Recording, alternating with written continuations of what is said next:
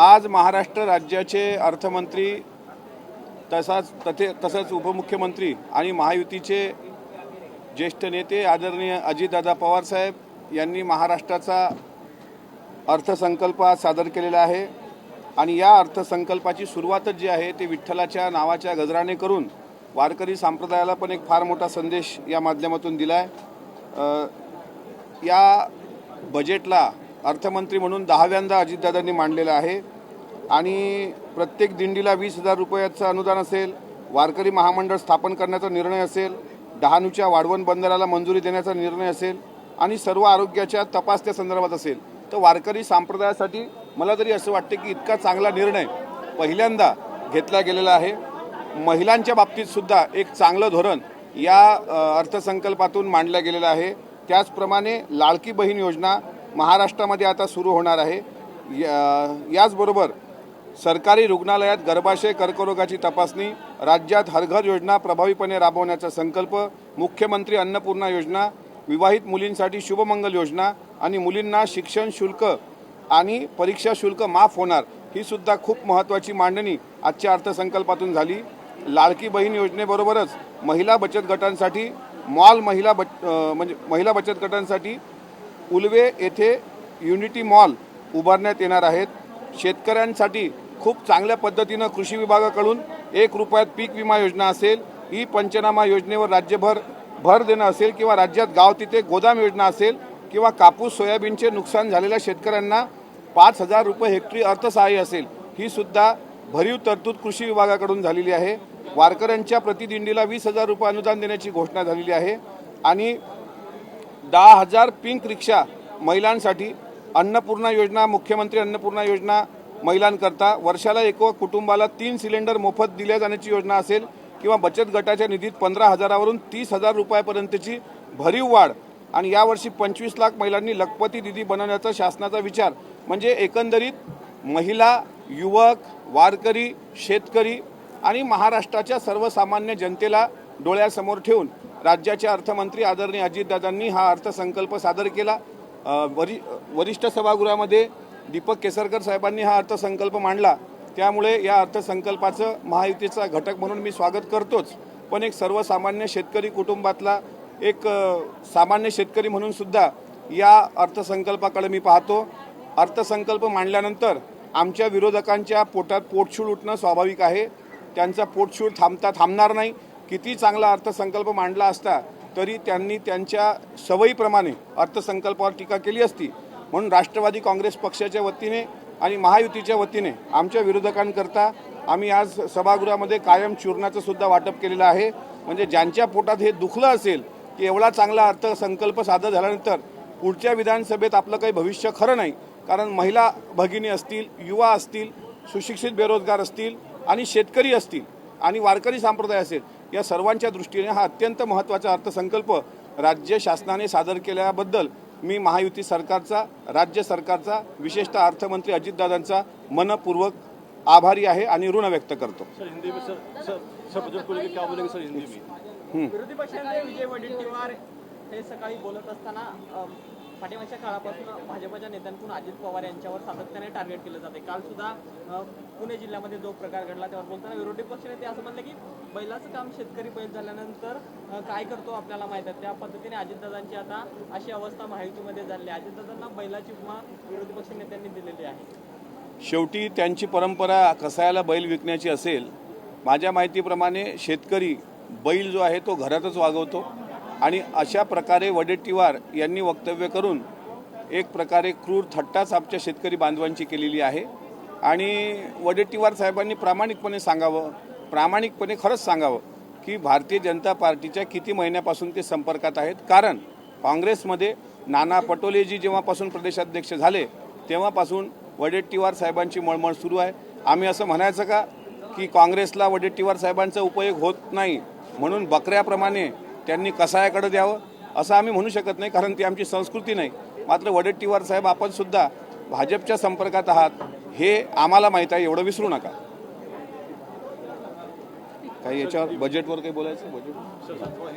आज महाराष्ट्र का अर्थसंकल्प, महाराष्ट्र राज्य के अर्थमंत्री श्री अजीत दादा, इन्होंने सदन में पेश किया। वरिष्ठ सदन में दीपक केसरकर जी, इन्होंने ये बजट पेश किया और इस बजट द्वारा वारकरी संप्रदाय हो, हमारे किसान भाई हो, हमारी महिला माताएं हो और युवा वर्ग हो, उनके लिए काफ़ी अच्छी तरीके की योजना लाई गई है।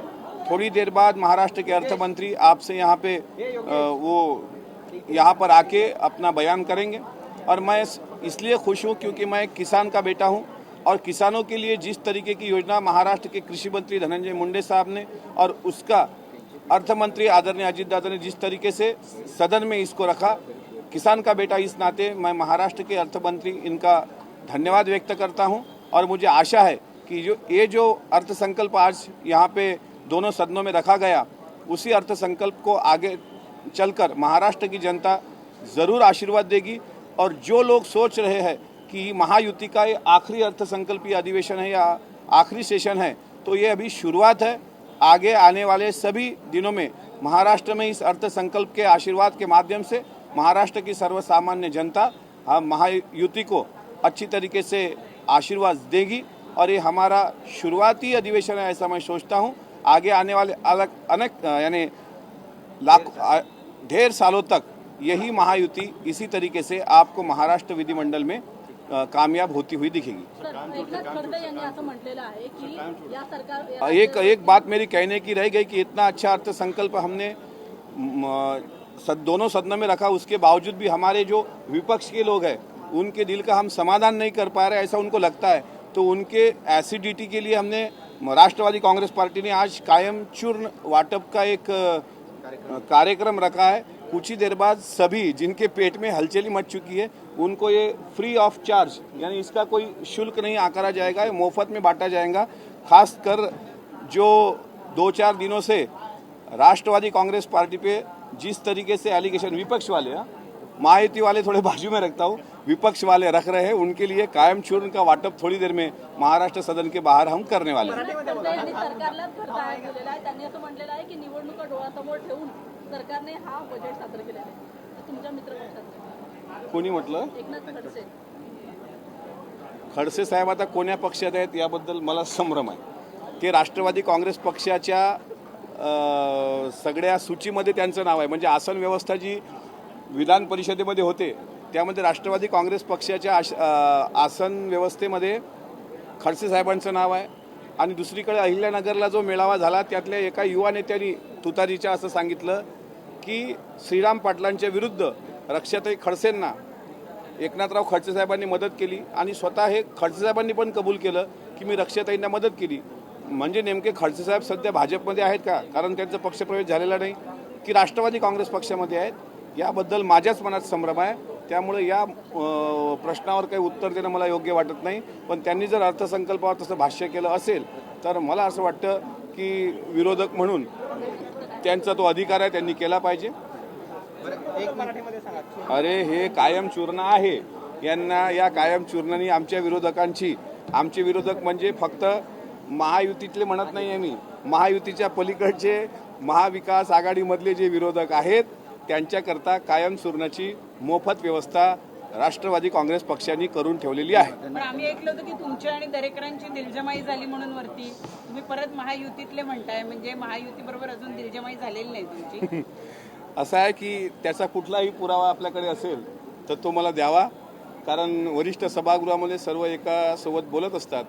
पण दिलजमाई त्याला म्हणत नाही, दिलजमाई त्याला म्हणतात ज्यावेळेस जब मिल बैठेंगे दो यार, ज्यावेळेस दोन्ही यार एकत्र येऊन बसतील त्याला दिलजमाई म्हणतात।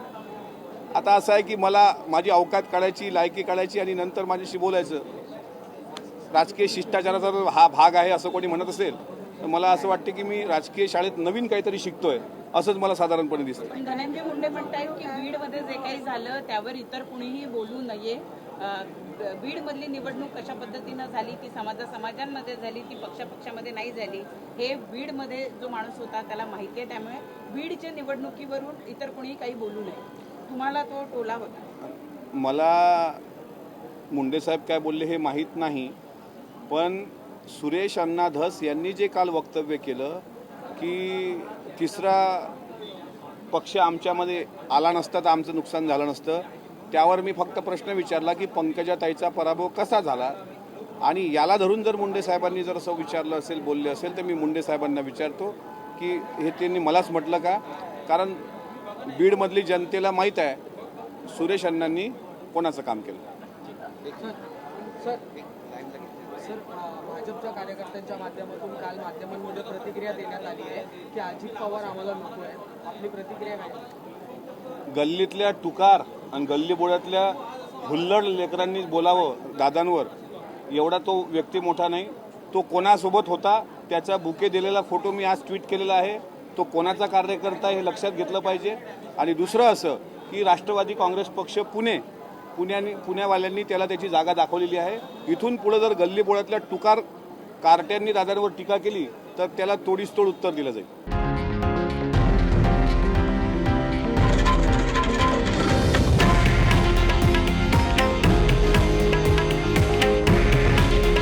हे आहे देशातील नंबर 1 न्यूज नेटवर्क आणि आपण पाहत आहात TV9 मराठी.